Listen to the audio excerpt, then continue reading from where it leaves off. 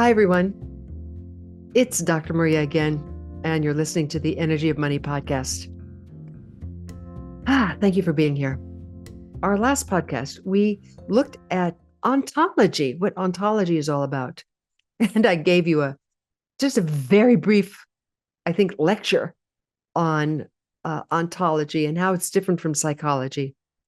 I'll go over that in a minute to refresh you. But before that, thank you for tuning in. I appreciate it. I really do. And I love to hear comments from people. You can always reach me at marianemeth.com.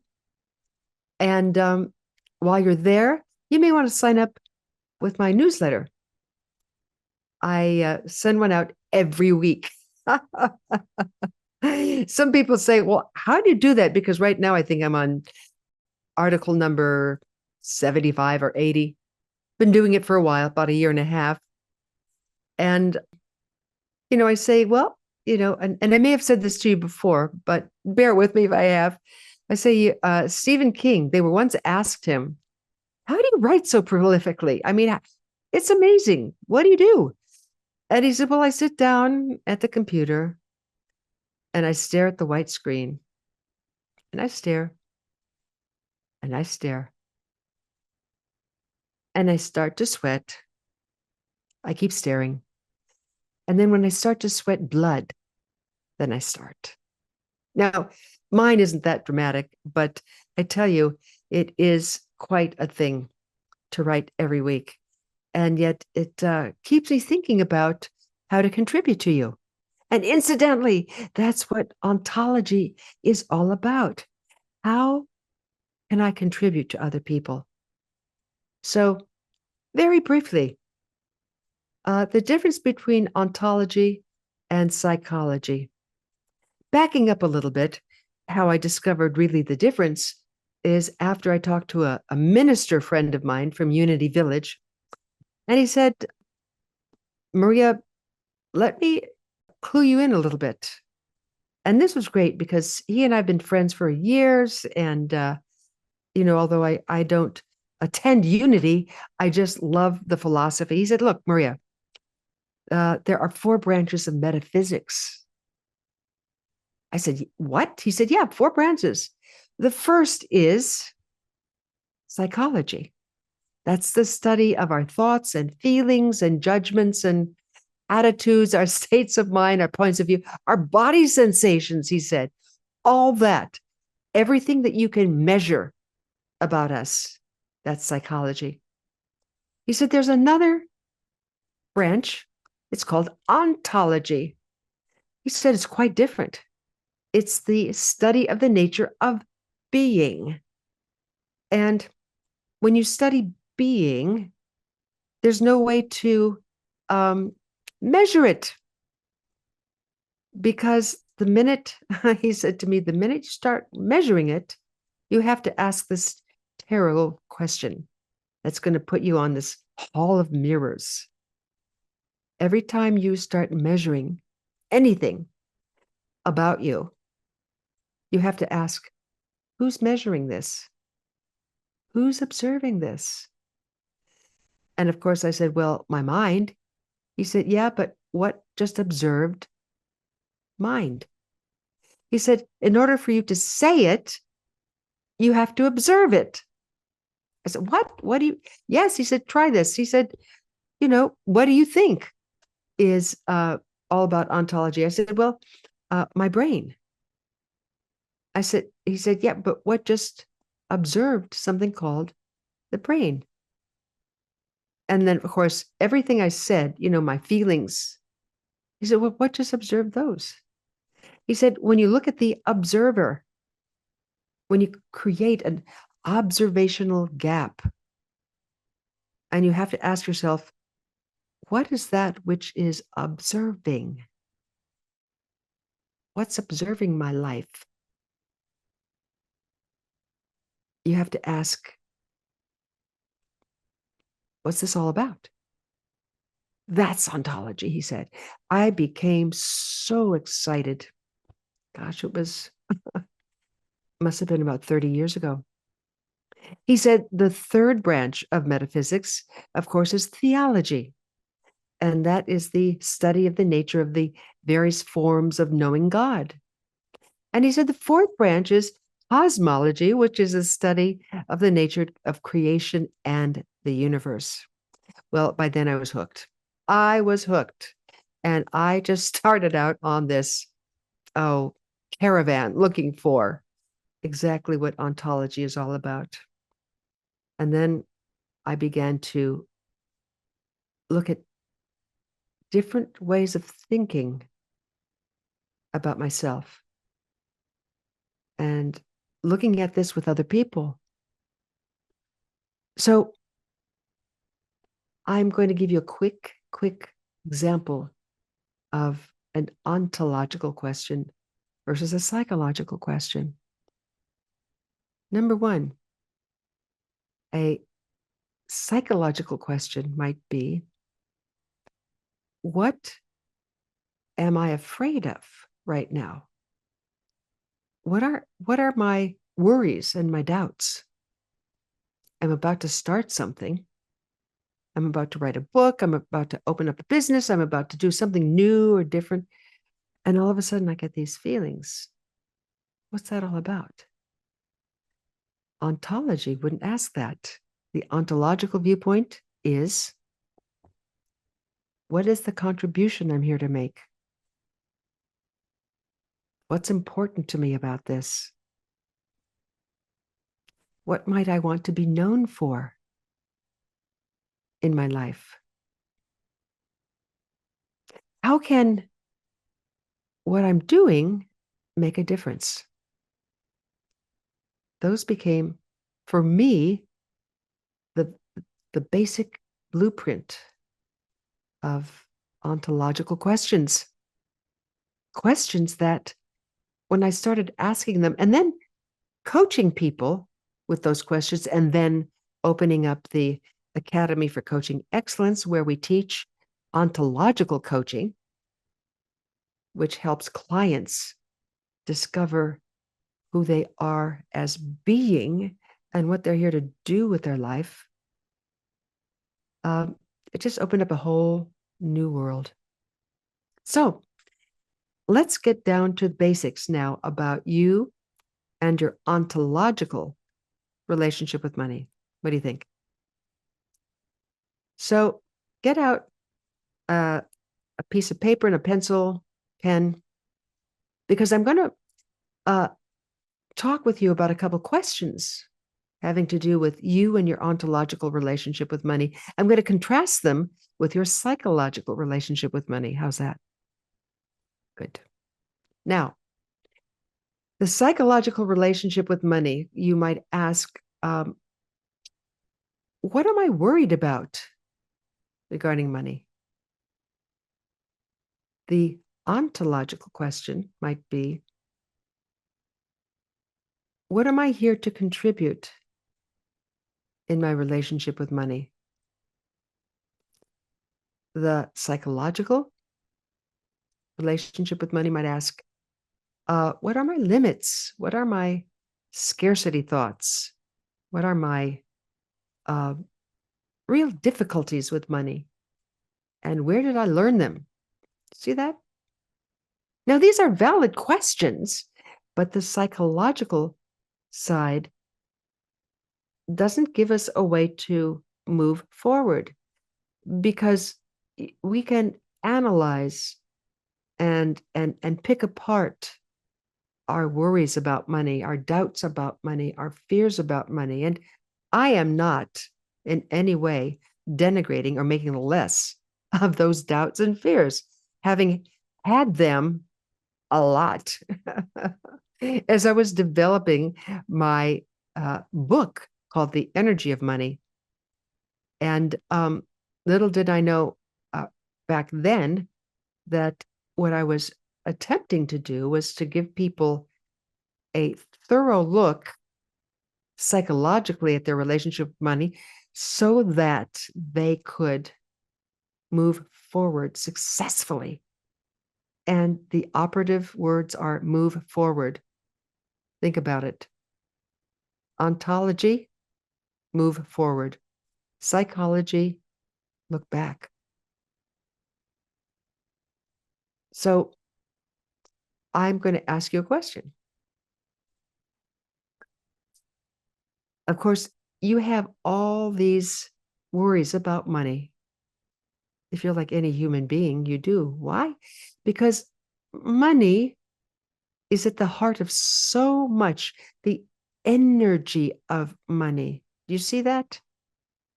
You know, if you want to really get something done in life, one of the things you do is put the energy of money toward it. Like you want to go on a vacation.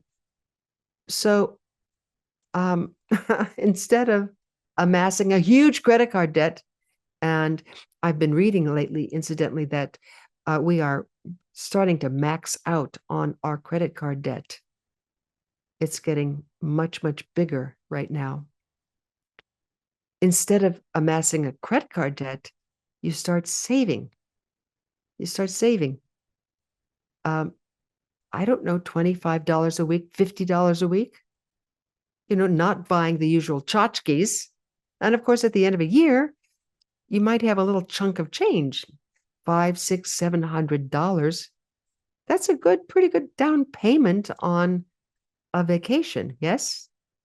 Yeah, you may have to take out a little with your credit card, but just a little, maybe 1/5 of what you would have gotten had you not saved.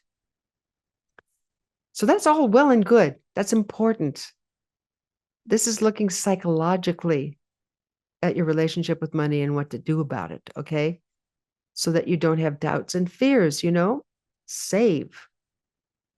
Uh, tailor your spending, you know? Once again, not buying those tchotchkes that are at the checkout stand of most markets or department stores or whatever. So you you check out, and all along, I went to one big chain. I will not mention what it is, but I had to wait in line. And as I waited in line, on either side of me, there were these magazines with these glaring titles like, "Oh, you've got to buy this one." And then there was these great chocolates, and I love chocolate, but in the past I would load my cart down with it, and get an extra bill of maybe up to $25, $30 extra with things that when I got home with them, it was like, it's okay, but what did I end up spending so much money on, Or uh, going to a mall. I remember this one woman said, there's a mall here in Sacramento where we live, and it's a well-known mall. And I noticed before I started working with you, Dr. Maria, and my relationship with money, one day in particular, I went to the mall. I had $30 in my wallet, not credit card, $30. And she said, by the time I had walked through the mall, my $30 magically disappeared into all these little things. She said, would that constitute leaking money? And yes, leaking money. Think of this. Think of that you have this bowl full of energy that's yours to spend, and it's got these little cracks in it. And each crack is a bit of unconsciousness where the energy drains through until at last you might look at that bowl and say, where did it go? And of course, it went to places that may have been psychologically pleasing at the moment, but didn't make a difference. Let's look at more ontological questions about money.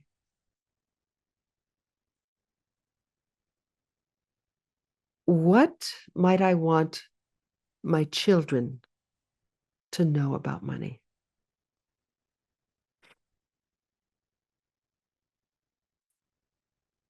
when I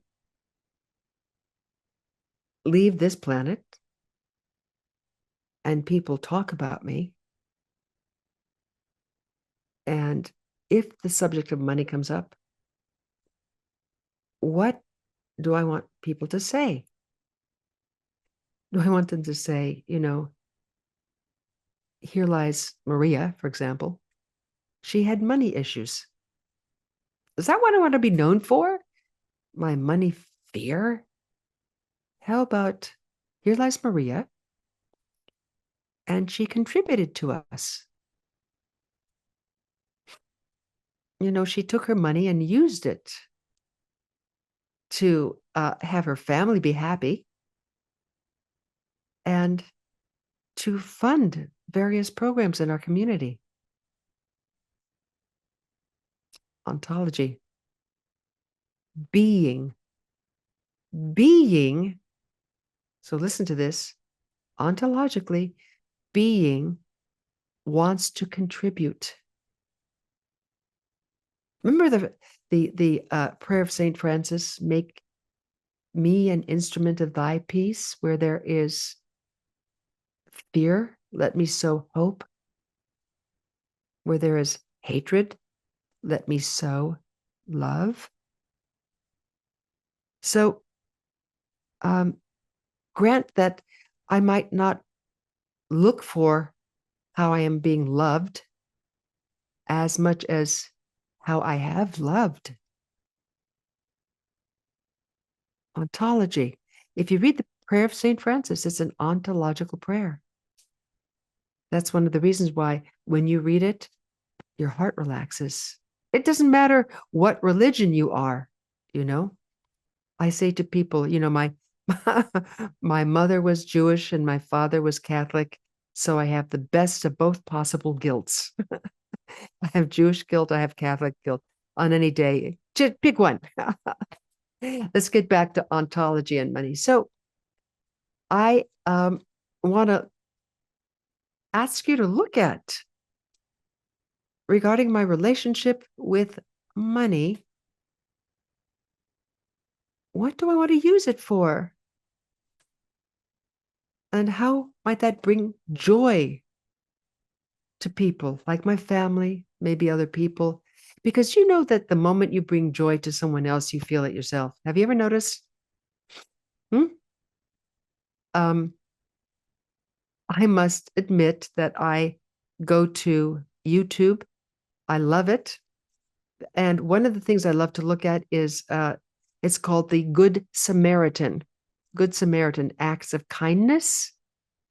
And last night I watched about 17 minutes of these people rescuing dogs, uh, uh, cats, uh, all kinds of jumping into icy water to save a dog, looking at this elderly woman hardly being able to cross a traffic, a walk. And so this man gets out of his car, stops traffic, and helps her walk the way through. All kinds of these, it's called altruism. Altruism is an ontological principle. Altruism. Look it up. altruism. For the benefit of others. It's linked with something called generosity of spirit. Am I being generous with my money? And by generous, I don't mean throwing my money away, putting money where it will do the most good. What do I want people to say about me and my relationship with money? What do I want my life to be filled with? Doubts, worries, this terrible fear that sometimes I can get into with money? Or do I want to have my heart be open and glad and grateful. What am I grateful for regarding my relationship with money? How about that for an ontological question? Write that one down. What am I grateful for regarding my relationship with money? I'm going to give you a little ontological exercise, okay? I may have said this to you in the past, but it always bears repeating. The primary ontological statement is, I am willing. I am willing. You can be worried about something and nevertheless be willing to do it. You can be afraid. You can be worried about whether or not you're going to be successful and nevertheless be willing to do it. The most clear ontological statement I've ever heard, and those of you who listen to me from time to time, you know I quote him all the time, is Dag Hammarskjöld, the second Secretary General of the United Nations, who was Swedish, a very spiritual man. Not religious, spiritual. It's different. Look it up. Anyway, his statement is loosely translated from the Swedish. So those of you who are in Sweden, please forgive me. He said, for everything that has been, I say thank you. Come on, listen to that one. For everything in my life that has been, I say thank you. Wow. Come on. Gratitude for just living here, experiencing what I'm experiencing, even if it's painful, even delightful, but I'm here. I'm living, and I say thank you. And he said, to all that is yet to be, I say yes. I read that many years ago, and I was just floored. I said to myself, to all that is yet to be, I say yes. How courageous. And then I figured something. You might as well say yes, because it's going to happen anyway. Think about it. And if you're saying yes to it, you're in a position of learning. What can I learn from this? It's an ontological question. And how will it help me grow and contribute? Ontological questions. Well, to get back to Dag Hammarskjöld, that's where I am willing comes.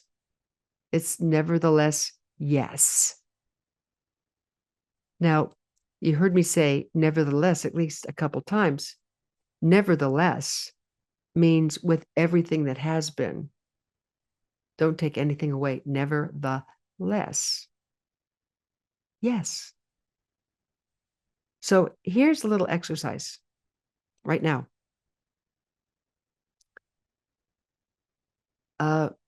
I want you to say to yourself, I am financially successful. Say it out loud. I am financially successful. What does your brain say? Come on, tell the truth. No, you're not. Or, or it's not happening. Or show me. But you see the pushback you get from the psychological aspect. You see it? Whenever I say I am financially successful, it just gives rise to all my psychological negating statements. Now, try this out. Say to yourself, I am willing to be financially successful. I'll say that again. I am willing to be financially successful. Say it. Go on, say it. Come on, try it out. what happens to your brain? You see, there's no chatter. I am willing to be financially successful. Yes, I am willing. And I am willing to find ways to be financially successful. Wow. And I want you to do a couple of things if you want to get something from this podcast today. Number one, get a card like this and write on this, I am willing to be financially successful. Put it where you can see it, at least for the next 3 weeks. You are training your brain. Because then you can then ask, listen to me, you can then ask yourself in the middle of a dilemma regarding money, ask who you are, okay? Your being, the being aspect of you. What would someone who is willing to be financially successful do next in this situation? That's a showstopper for me whenever I am tempted to buy something at the checkout stand at a market or a, one of those stores I don't want to mention, but where you get all this stuff. My eye will catch on something and then I'll say, wait. What would someone who is willing to be financially successful do right now? And it's like, no, I'm not going to buy that. Now, take a second card. Come on, I'm giving you a double thing. Take a second card. And on the second card, write, nevertheless, comma, I am willing. This is the primary ontological statement. Write it. And every time you come up against, and put it near your computer, come on, I want you to train your brains. And every time you are tempted to talk yourself out of doing something that you know is important for you to do, look at that statement. Nevertheless, I am willing. Okay, I'll do it. Right out. So I've given you a lot to think about. This is Dr. Maria saying, see you next time. Okay. Please take some of this stuff and run with it. All right. Bye-bye for now.